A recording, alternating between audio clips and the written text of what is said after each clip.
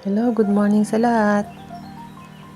Turuan ko nga pala kayong magawa ng broccoli soup. So, kailangan lang natin ng butter at igisa ang onion. Then, ilagay na rin natin yung celery. Sabay na rin natin igisa yung patatas at carrots. After 30 seconds, ay ilagay na rin natin itong ating broccoli. So, hahaluin lang siya. Then, lalagyan din natin siya ng chicken stock. Pakuluan lang siya ng 1 minute. Takban. And then, separate na kaldero ay magpakulo tayo ng tubig.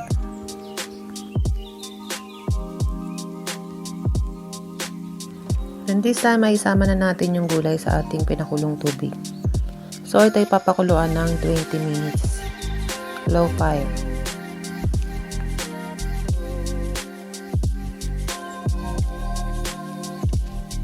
Then, after 20 minutes, ito na yung ating pinakuloang gulay. So, gagamit tayo dito ng handheld blender. Pwede rin kayong gumamit dito ng blender.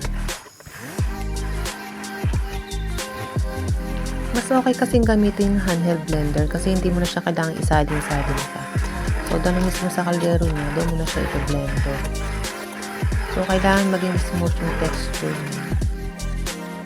And then, after nito, ay papakuluan natin siya ng ilang pang mga 3 minutes na lang. So, ito na yung ating finished product. So, ito i-serve natin na may kasama siyang cream sa ibabaw.